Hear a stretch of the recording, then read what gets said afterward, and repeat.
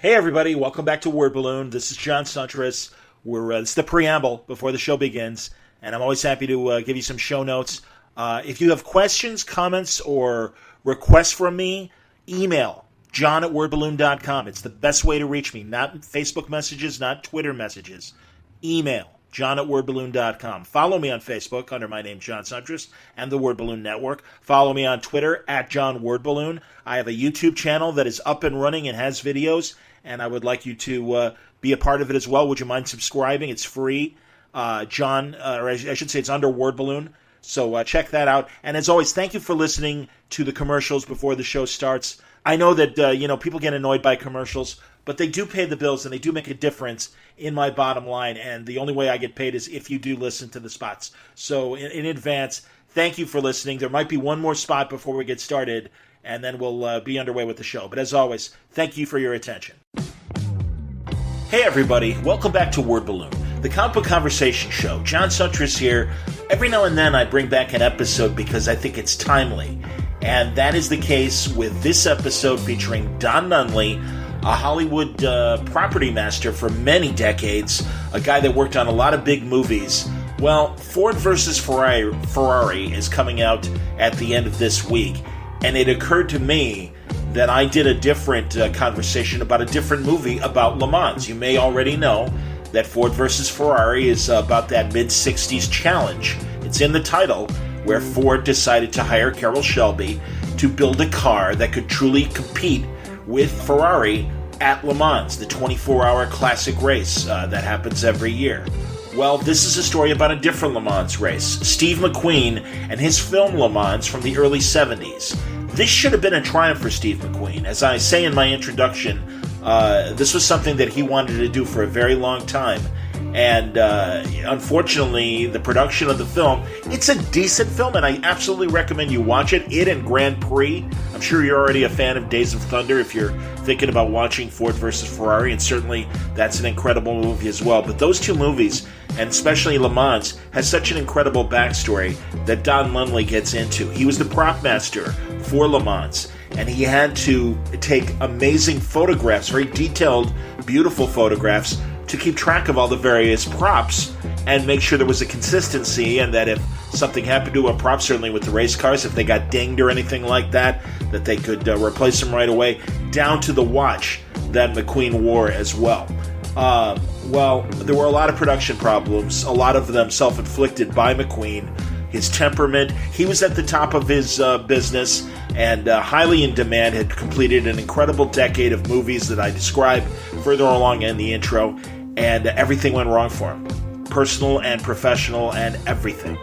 And it's part of the story with Don Nunley to talk about this. So I would say if you're trying to prep for Ford vs. Ferrari, this is a good primer on that, and learn about another classic movie about Le Mans. The movie Le Mans by Steve McQueen, and the conversation with Don Nunley on today's Word Balloon.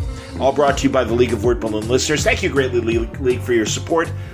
Some people are not only jumping on and are new League of Word Balloon listeners, but also some old friends who have been producing the show have even upped their support of Word Balloon, and I greatly appreciate that. It means a lot. I'm trying to do a lot more with Word Balloon. There are big plans for 2020. This has been an exceptional year, and I really, coming off of my hospital stay, I really was worried about what was going to happen with just everything, radio and Word Balloon. And I'm pleased to say that editorially, Word Balloon has had a great year, and I'm very pleased about that, and I thank the League of Word Balloon listeners making it possible for me to travel to conventions, make the connections that I need to, and bring you some of this great programming. Word Balloon is free. It'll always be free. But if you want to help the cause, go to patreon.com/wordballoon or click on the Patreon ad on the front page of wordballoon.com. But thank you greatly for your support, League of Word Balloon listeners. Word Balloon also brought to you by Aftershock Comics. They are about to have an incredible November to remember. And all you have to do is look at the roster of books from Aftershock to realize some of the great books that are coming your way this month. We're talking about the trade Dark Red, Volume 1 from Tim Seeley and Corin Howell, their great series about a vampire that is living in the middle of the country in a rural area, but he's a vampire, and all of his ensuing adventures. Dark Ark, After the Flood, number 2, from Cullen Bunn and Juan Doe. Animosity has a big deluxe hardcover collection coming for year 2. That's Marguerite Bennett and Raphael de la Tour. And that incredible book, of course, Animosity issue 25, also coming out later this month from Aftershock. Baby Teeth, volume 3 from Gary Brown and Donnie Cates. That amazing series continues. And also Baby Teeth issue 17 is coming out as well this month. Knights Temporal from Cullen Bunn. Also the Rough Riders deluxe hardcover of the complete series. That's 3 incredible story arcs about a very fun steampunk adventure featuring people like, of course, Teddy Roosevelt. You knew that from the title, Rough Riders. But also Harry Houdini, Annie Oakley among those. Jack Johnson as well, the former heavyweight boxer. Interesting stuff and a great fun series, Rough Riders, from Adam Glass and Pat Olive. A deluxe covered hardcover series, the complete collection from Aftershock Comics. I'll tell you more about Aftershock books on the second commercial, and also you don't have to even wait for my commercial while you're listening. Go to the website. You'll find full story descriptions, preview pages, and the Diamond books, the Diamond codes on how to order these books through your local shop at AftershockComics.com. All right, without further ado, I take you back to my introduction to Mr. Nunley and this discussion about Steve McQueen and his film Le Mans. So let's go back a couple of years now and hear my introduction on Word Balloon. Welcome back to Word Balloon, the comic book conversation show. John Sturges here. Man, we got a great Hollywood conversation coming up with Hollywood property master Don Nunley, who has written a new book called Steve McQueen, Le Mans in the Rearview Mirror. Don was the property master for Le Mans. That was a very important role because of the way the film ended up being produced. We get into that in the conversation. Le Mans itself is, of course, the 24-hour French race that is one of the pinnacles of auto racing.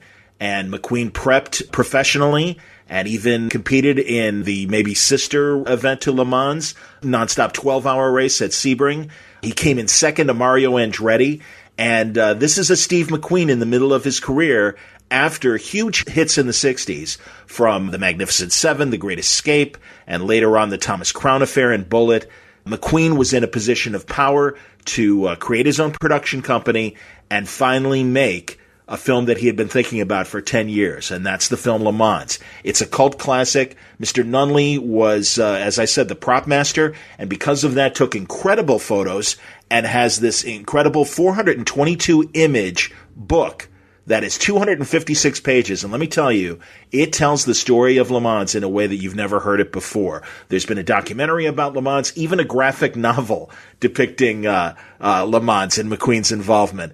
But this is an incredible story, and you're going to learn a lot about it. We don't spoil all the book. There's plenty of stories to share with Mr. Nunley. Not only that, but what an incredible career that Mr. Nunley had working on other big films, and we talk a little bit about films like Little Big Man with Dustin Hoffman, and also great World War II movie, The Bridge to Remagen, which, man, you'd think this was ripped out of today's headlines, but Mr. Nunley and the production company, while making this film in Czechoslovakia, had to face a Russian military invasion while they're making the movie. Very interesting conversation about that film and, of course, about Le Mans and his excellent book, Steve McQueen, Le Mans in the Rearview Mirror. That's the subject of today's Word Balloon, and I really think you're going to find a lot of fun Hollywood stories from this conversation. As I said earlier, Le Mans came at a very interesting point in Steve McQueen's life and career. In the press release, I'm going to quote it directly. At the time, McQueen was at the height of his stratospheric popularity after an amazing string of box office hits, talking about things like The Thomas Crown Affair, The Great Escape, Bullitt, The Magnificent Seven. In one fell swoop, McQueen ended a 15-year marriage, severed ties with his longtime agent and producing partners, saw his new production company collapse, and lost a personal fortune, not to mention control of Le Mans, the film he had planned to make for over a decade. He was also in constant fear of his life after learning on the set that he was on Charles Manson's death list. And at the end of this film, McQueen was presented with a 7-figure bill by the IRS for back taxes. This was a very tough time in Steve McQueen's life, and we don't even touch on half of the stories that you're going to get from this book. But I think once you hear this conversation with Mr. Nunley, it's going to make you want to go out and pick up this book. So let's talk now about Steve McQueen, Le Mans in the Rearview Mirror, with property master Don Nunley, now on Word Balloon. Don Nunley, welcome to Word Balloon. Congratulations on an incredible book. And I have a feeling you could probably write a few more given your long career in Hollywood. Well, my wife tells me I can't. She said this was way too much work, and she was a big help. How long did it take to make the book? Well, about 2 years, 2.5 years, maybe, from the time we actually discussed doing it. Very cool. Yeah, I saw the documentary about Le Mans a couple of years ago. And, the assemblage of the photographs that you had, where did all those come from? Well, as a prop master, my job is to match everything that needs to be matched in the film during the different time of the race. So during the actual race itself, I carried a couple of 35 millimeter cameras around and had an access pass anywhere on the track. And I shot hundreds and hundreds of pictures, so I could then go back and match these, the signaling pits or the mechanics pits or the paddock area or the private, VIP booths, all that sort of thing. Let's talk about your history as a property master. It's interesting. I think people that are film buffs know that not only on the acting or directing side, but on the technical side, there are families that are known for a certain skill. The Westmores for makeup, for example. And right. Your father was a property master, but that wasn't your intended career path initially? Not really. I was going to college mostly to play football, I think, run track. But in the meantime, I was probably getting somewhat of an education. And I had a spring break, or not a spring break, but a summer break. I was enrolled at UCLA for the fall, but I needed a summer job. My dad had never encouraged me to come into the film business, I think mainly because he knew the long hours, the time away from home when you're doing location work, the egos and people you deal with. He probably wanted something more for me, and yet I loved what he did. He was very good at it. He worked at Universal Studios for 44 years. Wow. One studio, which nobody does anymore. Back then it was very rare. And he did huge films for them, but back in an era where they didn't give prop master screen credit. And he did pictures like Spartacus and the American Warlords, did all the Francis the Talking Mule, the Bud Abbott Costello pictures, Mom Pa Kettles, did all those films and never got his name on one of them, which was a shame because he certainly deserved it. I noticed that in the book you mentioned you were on the set for Abbott and Costello Meet Frankenstein. Man, don't get me wrong, Spartacus is amazing, but, obviously there's a lot of iconic shine to Abbott and Costello Meet Frankenstein as well. Well, as a kid, it was definitely a highlight because in those days at the studios, they were a little more friendly, and once in a while you could bring somebody in like your kid. And my dad brought me in as a treat. I don't remember. I was around 9 years old, I think, but I met Bud Abbott and Lou Costello. Wow. I met Bela Lugosi. I laid in Dracula's coffin. I saw Lon Chaney Jr. getting makeup to be the Wolfman, and boy, I remember that so vividly. That's probably when, deep down in my heart, I said, I'd like to do this. Wow. That's really amazing. And then you got into TV and did a lot of westerns and other shows. To rattle off some of your television credits as a property master. Well, I did a couple of years in McHale's Navy, which was more fun than you can think, with Tim Conway and that cast and crew were just terrific. Yeah. I did Streets of Laredo with Neville Brand. I did The Rifleman, Chuck Connors. I worked on Zangray Theater. Wow. I did, in those days you kind of bounced around. And I first met Steve McQueen on the set of Wanted Dead or Alive. But I was just a lonely fourth or fifth broom, as they call it, on the set. And I think I met him more with a nod of my head and a smile than, going over and shaking his hand. That's cool. What were your early impressions of him? That was only one season And it seemed like his film career really took off after that one season. But you probably know the chronology better than I do. Well, Steve was known as a difficult actor.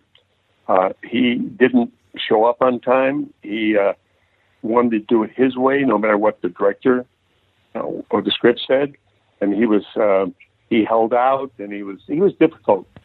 He was not everybody's favorite guy on the set. At least the crew didn't mind him. He was fine, but he did cost them a lot of time.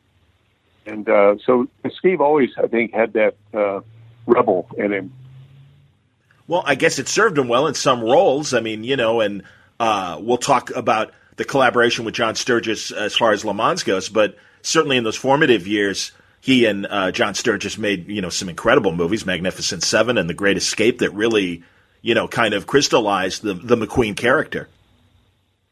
Exactly. And if you really owe anything to Steve's success with Poppy, John Sturges' early faith in him. And Steve didn't disappoint. He held his own in those casts with all these A-class actors.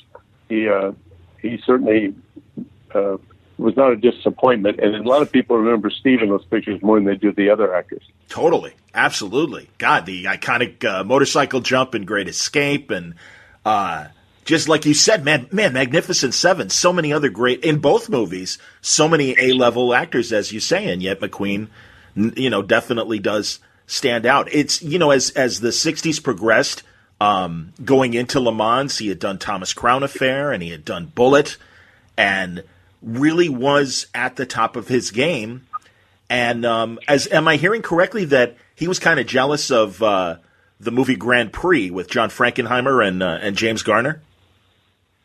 Well, I think he felt they beat him to the punch. Okay. Because he had this movie.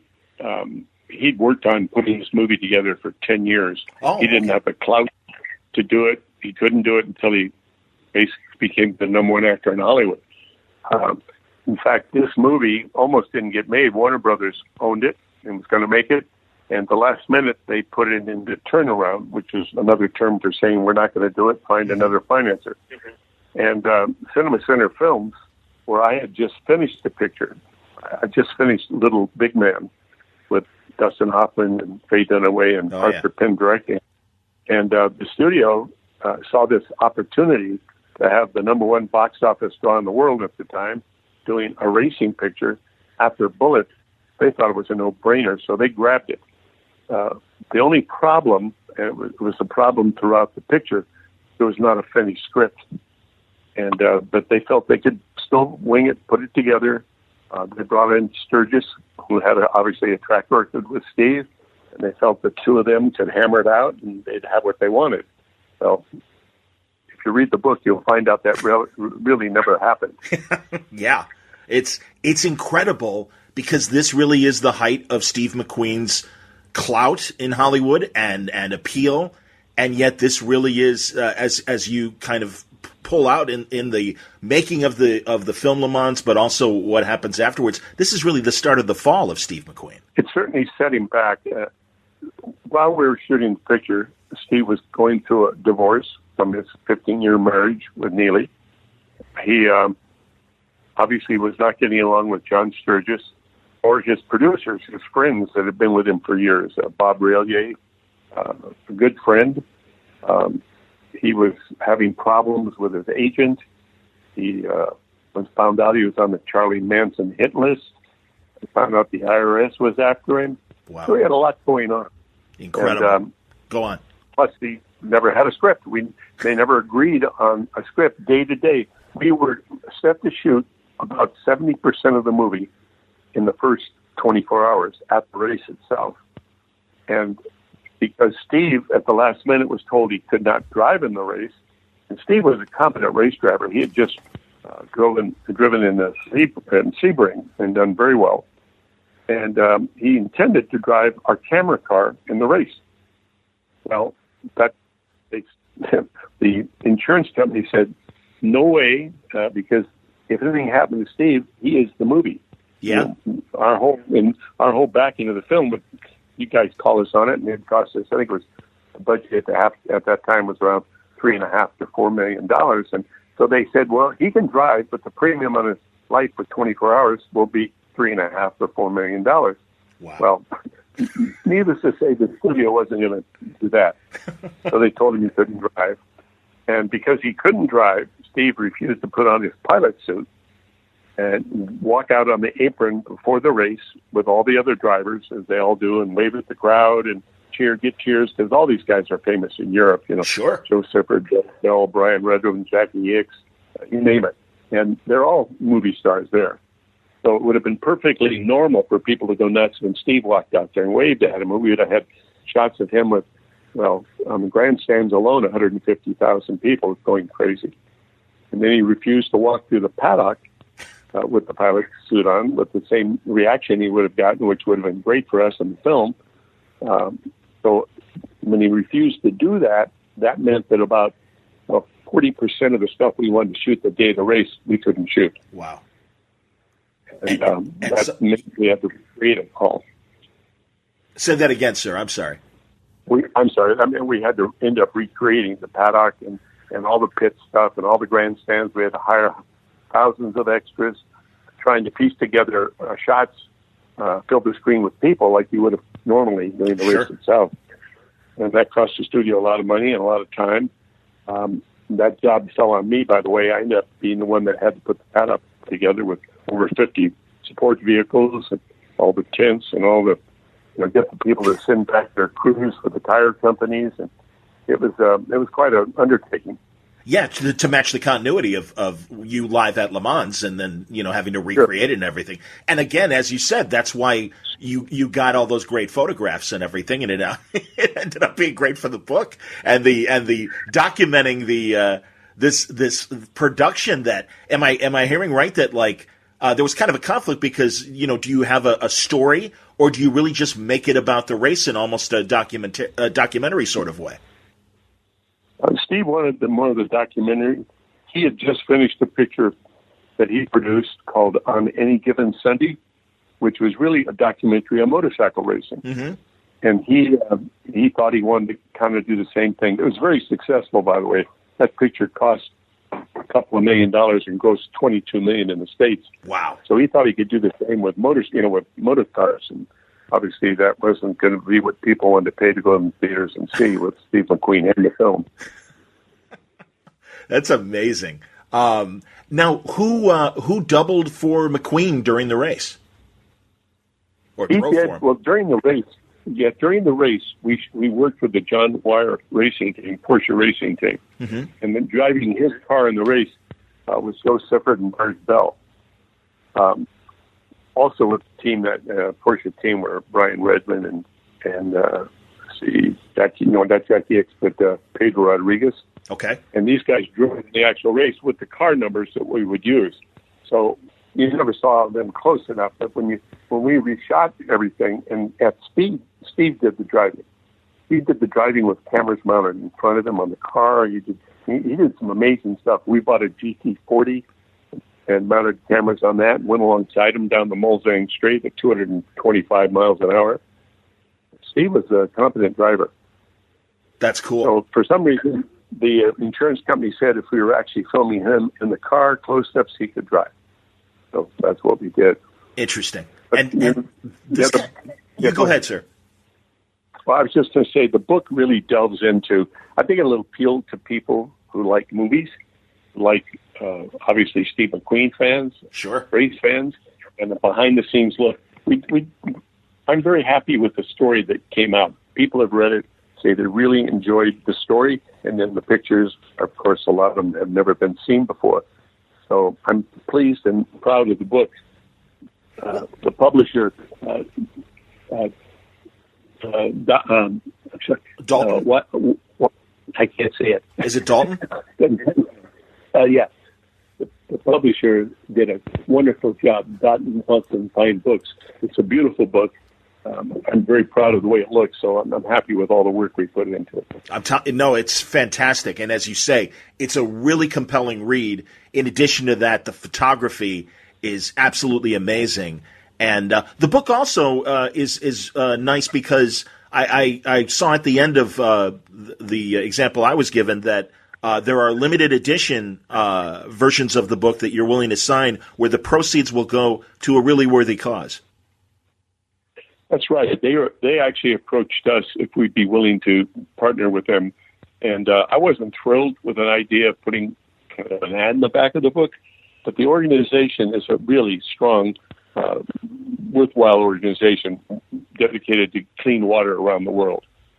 And they've approached me to do a limited number of my photographs and do a signed limited edition. So that'll be interesting. That's terrific. Yeah, the Water Foundation. And at the end of the show, I'll repeat that charity information. But yeah, clean water is obviously so important in today. Absolutely. So yeah, I think it's great that you partnered up with those people. I'm curious back to Joe Siffert because one of the drivers that did the Le Mans driving. There's a lot of iconic labeling on McQueen's the race suit, and in addition to that, it's very funny because now the iWatch has kind of made the watch important again. I thought with clocks on our phones that watches were going to go away, but a very important piece of technology at the time was also a watch, and I know Joe Siffert and the Heuer Corporation were involved in that. I think it's a really interesting story if you don't mind going into it. So, one of the jobs of a prop master is to supplies all the personal items for the actor for his part. And of course, the wristwatch is vital and something that all of them wear and refer to. A lot of the drivers are sponsored by watch companies. The Heuer company has a wonderful patch, and Steve liked the look of the patch. He wanted to look like Joe Siffert, who wore the patch. And so I got several. I called the Heuer company in Switzerland. I actually got through to Jack Heuer, the founder of the company, and he was very excited about participating. And he sent me some samples of watches, and I laid them out on a table along with various patches and things that Steve might want to use. I had the Omega Moon watch I just worn to the moon. I had several Rolexes, all these top watches, and said, let's put the pictures of the drivers out so Steve could look at them. He said, I want the Heuer patch. We knew he was going to wear the Gulf Western patch because that was the Porsche team sponsor. He wore Firestone patch. That was the tires they used. And a lot of drivers wore cigarette patches like Marlboro. Steve did not want to do that, to his credit. He didn't want to be involved with the cigarette.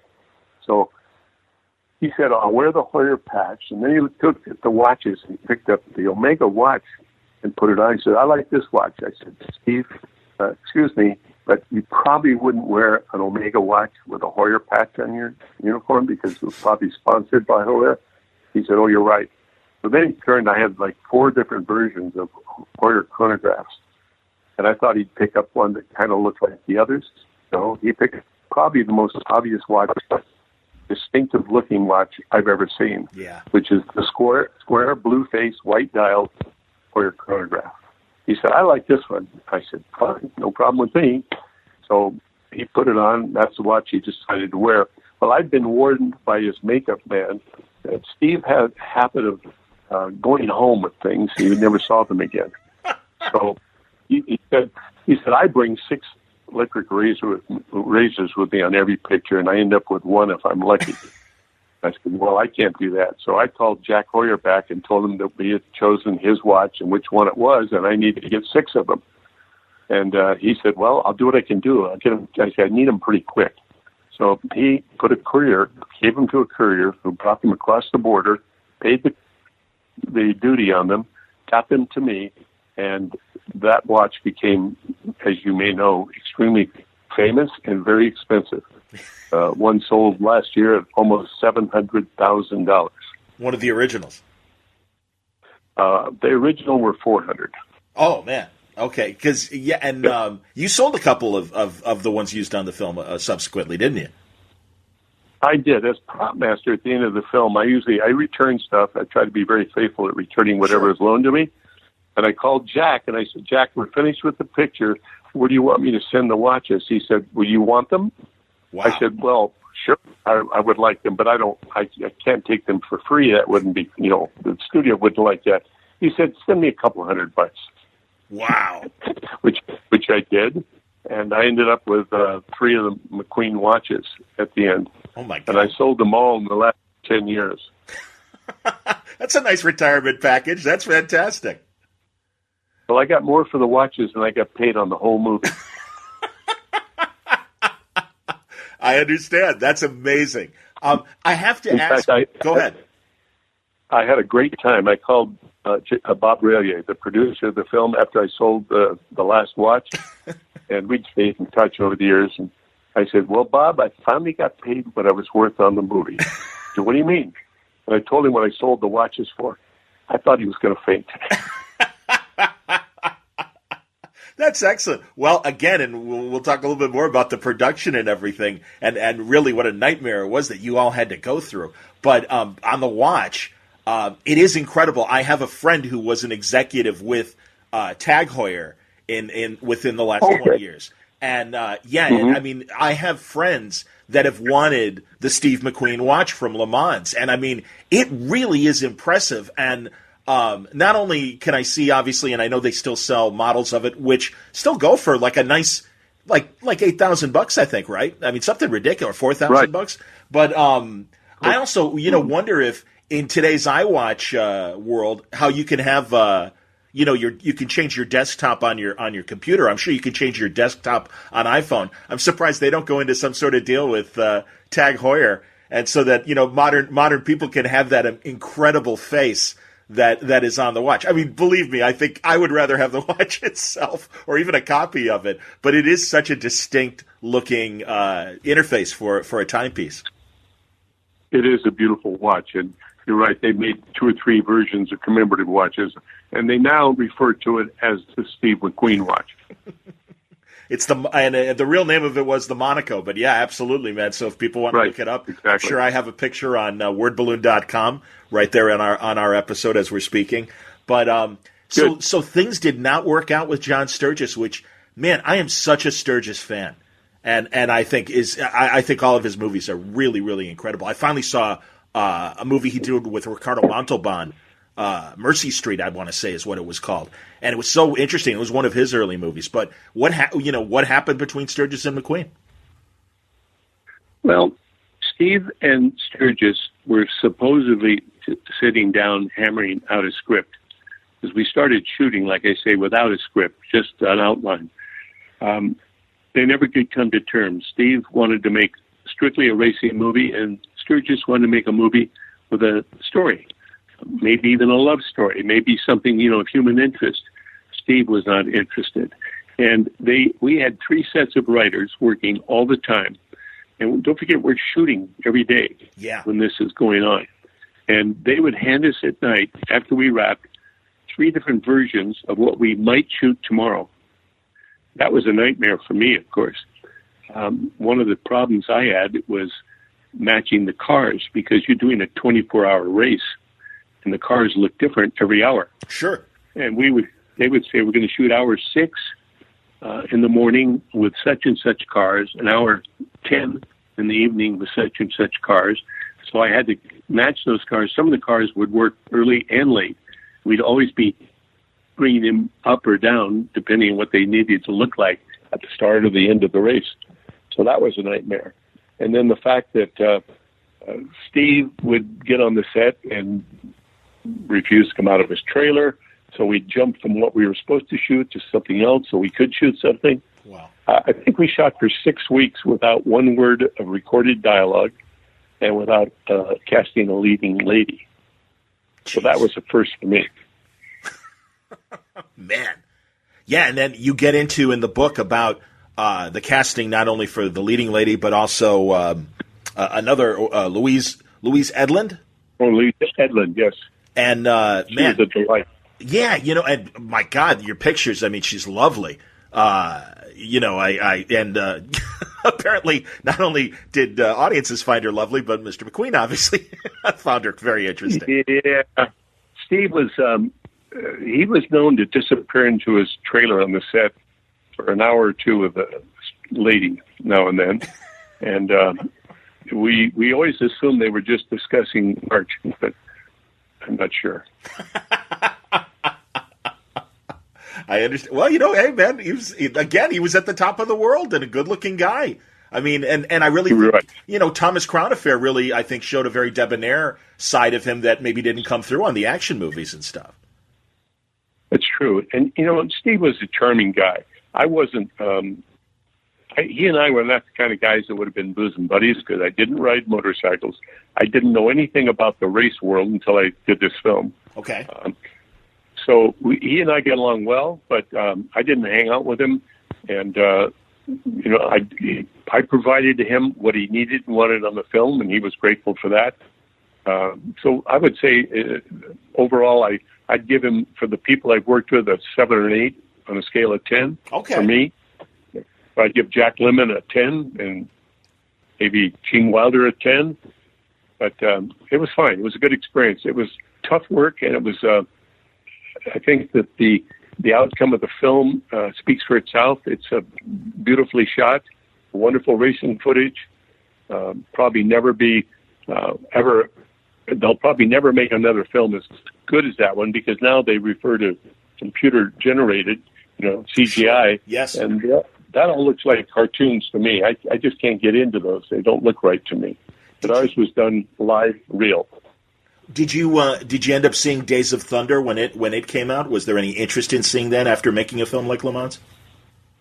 I did see it, and I personally thought just what I said. It looked to me like it was all computer generated. Interesting. I understand.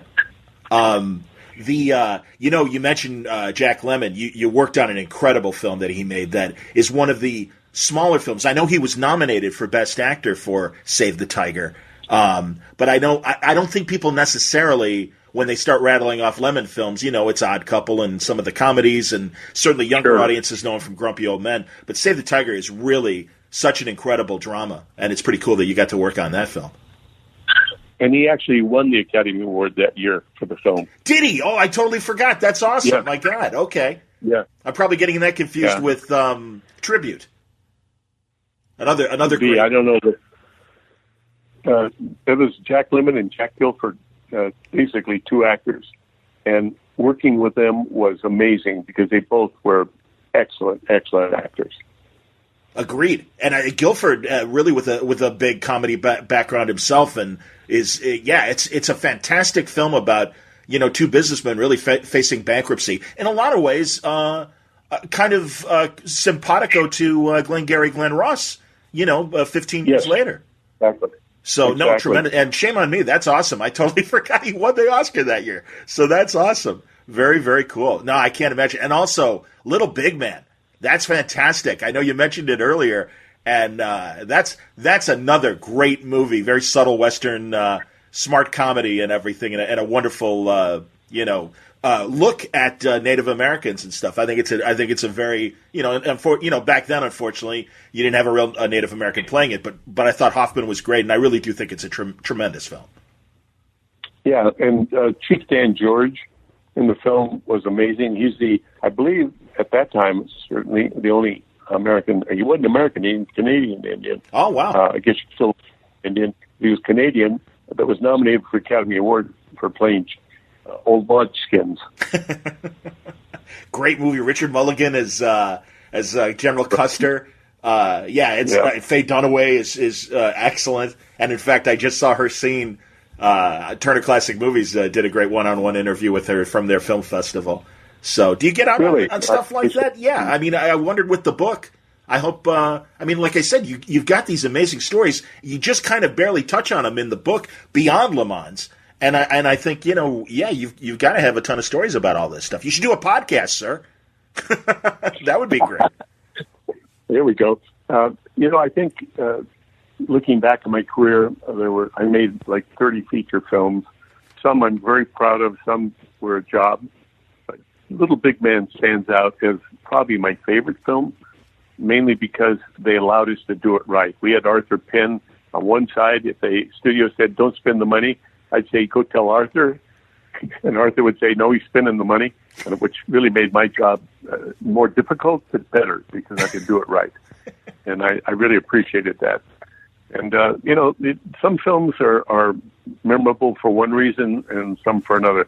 Le Mans is really remarkable in my mind because I was only 30 years old, had a huge responsibility. I was working with the top director and star in the world in a foreign country with an interesting subject matter. And all the complications that were happening, you kind of took in your stride back then. You just made it work somehow. But I think the people, if they buy the book and read it, will find it fascinating to get a good behind-the-scenes look at a major motion picture that was never smooth. Steve McQueen at the top of his career. The race itself, I think the pictures really do make the book come alive. I'm very proud of it. Agreed. I think it's a wonderful book, and I think the legend of Le Mans has grown since its initial. Would you call it a failure, or did it make money? Well, it was a disappointment. It wasn't a failure because the picture, I think, its initial release was around $22 million, which made it was in the black, but not a lot. Not what they expected. Okay. Because obviously they had the biggest star in the world. But the picture over the years has, like you say, grown in its appreciation. Considered to be one of the 10 best racing films ever made. Mostly because of the racing, not because of the story. I have two more questions, if I can trouble you, about a couple other productions. One, the bridge at, is it Remagen? Remagen. Remagen. No, Remagen. Thank you. Great movie, great World War II movie. Made it a very interesting time when was it Czechoslovakia that you guys were at? That's correct. That's correct. This is right during their revolution, or I should say, you'll probably tell it better. The leader, it was a Soviet country, but this leader had some leeway for a long time and kind of was able to kind of relax some communist or Soviet kind of edicts, and then they kind of came down on him. And am I right? Wasn't that while you guys were making the movie? That's true. It was Dubček was the leader, beloved by the people, and we were there shooting when the Russians invaded the country. Wow! We were shooting a war film with tons of American equipment and German equipment. We had built a huge set over the Baltova River, which was supposed to be the Rhine River, shooting a historical event, the capture of the Ludendorff Bridge by the Americans at the town of Remagen. And it was changed the war. Eisenhower thought it might have ended the war 6 months sooner because we were able to put 50,000 troops across this bridge. It didn't collapse for some reason. And anyhow, we're in the middle of shooting this picture, and I was working with 1,500 extras every day, dressed up as American soldiers and refugees and German soldiers. And every day while we were shooting, there'd be a reconnaissance Russian plane fly over, watching us down there. And it looked like we were holding maneuvers of some sort. And I think we may have caused the invasion. I'm not sure, but they decided to put a stop to what was going on. And overnight, they invaded the country. And it was amazing. We were stuck there for several days. We couldn't shoot the picture anymore. We had to be escorted out of the country by the embassy. It's a good picture, by the way, if you ever want to see a good World War II picture. We finally finished the picture we shot in Hamburg, Germany, and then went to Rome and shot at Lake Castel Gandolfo. And finally finished the picture. I agree. It is a very, very good World War II movie, especially coming in 1969. George Segal and Robert Vaughn and Ben Gazzara among the cast. Exactly. Yeah, and if this is a fictional story, correct me. Robert Vaughn, about 10 years ago, maybe on BBC Radio, did a little play called "Solo Behind the Iron Curtain," and it was about this time making bridge at Remagen. And in the story, there was a production assistant that was a local Czechoslovakian that wanted to defect. And they kind of smuggle her out when you guys had to leave. And is that apocryphal, or do you know anything about that, or am I, was I sucked into some fiction?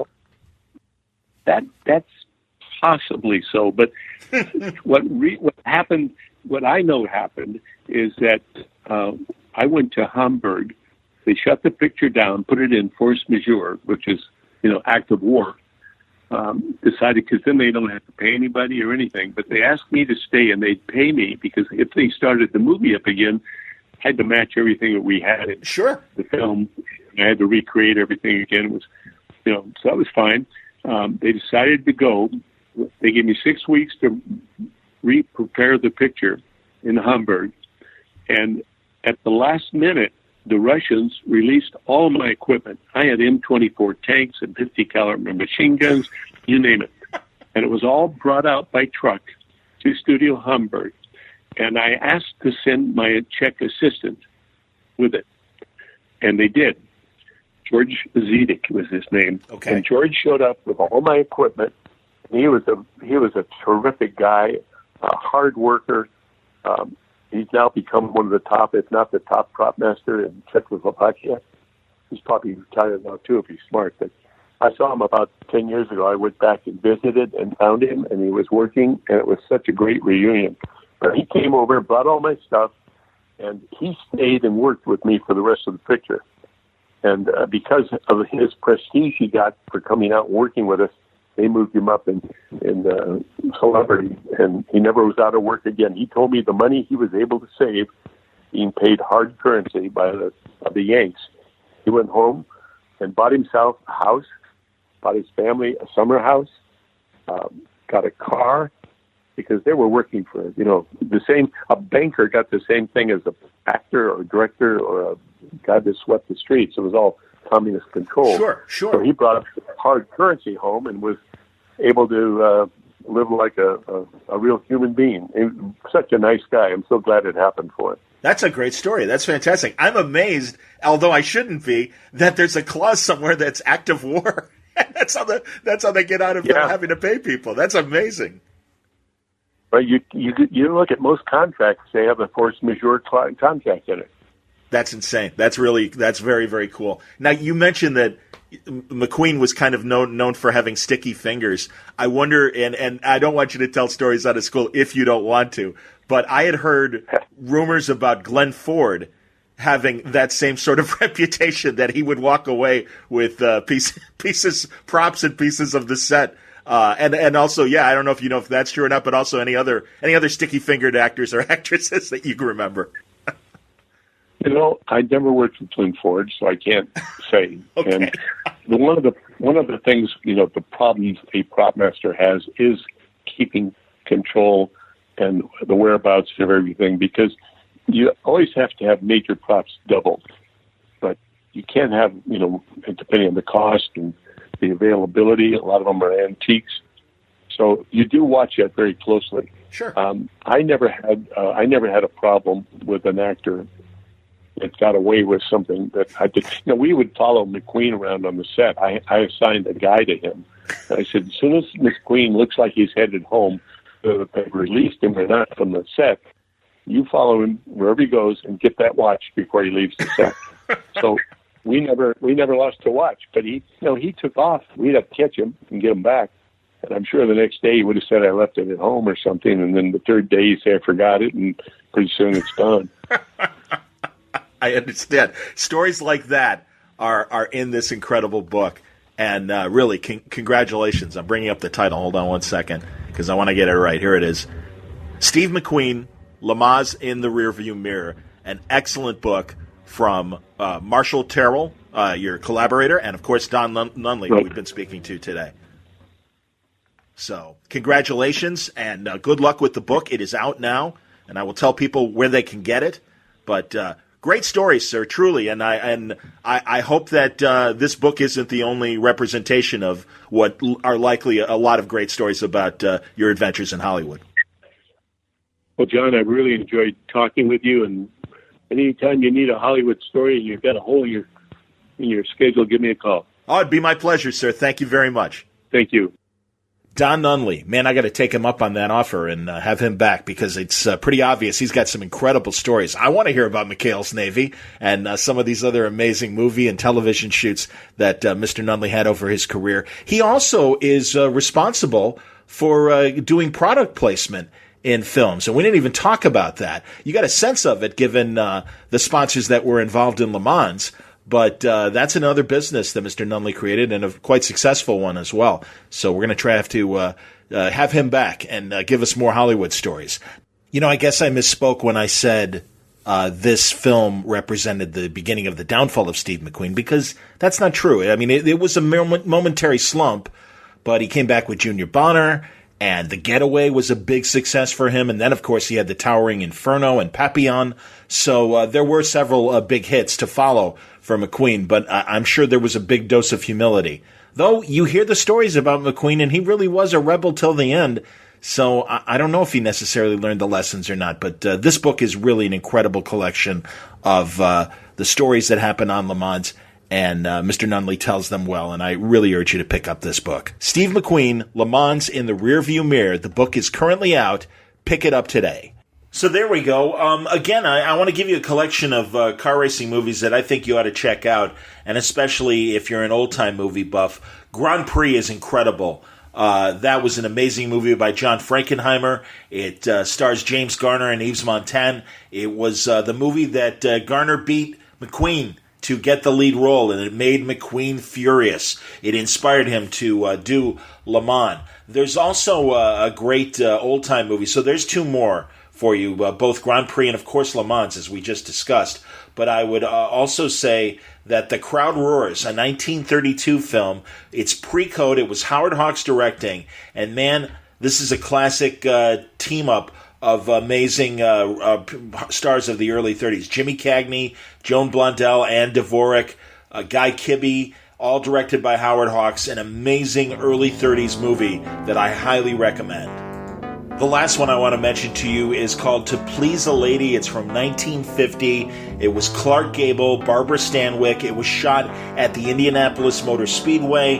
And there's another great example of a very early racing movie that is worth your time. So I would say Days of Thunder, Grand Prix, Le Mans, The Crowd Roars, and To Please a Lady are a good 5-pack for you to watch in preparation for Ford Vs Ferrari. I hope you enjoyed today's Word Balloon, brought to you by the League of Word Balloon listeners through their great support via Patreon. Patreon.com/wordballoon if you'd like to subscribe to Word Balloon, or you can click on the ad for Patreon on the front page of wordballoon.com. But thank you greatly for your support, League of Word Balloon listeners. Word Balloon also brought to you by Aftershock Comics, who, as I said, are having one hell of a November. We're talking about some great books, man, and I think they are absolutely deserving your attention. They've got the deluxe collection of Animosity, Volume 2, Year 2 of Animosity, from Raphael De La Tour and Marguerite Bennett. Also the 25th issue, I almost said episode, of Animosity. There's also great books like Dark Arc After the Flood. The second arc has just started last month. That's Wando and Cullen Bunn. You've got Dark Red, the trade paperback from our buddy Tim Seeley. Also, last month, Stronghold just came out, and I should mention that our other episode of Word Balloon that's dropping today is a conversation with Phil Hester about his book, Stronghold. And I think you ought to check it out. Of course, Ryan Kelly was the artist for that. Listen, there's tremendous books at Aftershock Comics that are waiting for you to pick up. Don't take my word for it. Go to their website. You'll find full story descriptions, preview pages, and the diamond codes on these books, how to order them through your local shop at AftershockComics.com. Thanks again for listening today to Word Balloon. Again, the companion podcast is Phil Hester talking about Family Tree, his new collaboration with Jeff Lemire. Also, Stronghold, a great Aftershock book that wrapped up its first arc last month, and the trade paperback is available. And also, he's been writing Swamp Thing for DC. Now, he had a great run back in the 90s. It was his first big break when he was drawing Swamp Thing for Grant Morrison and Mark Miller.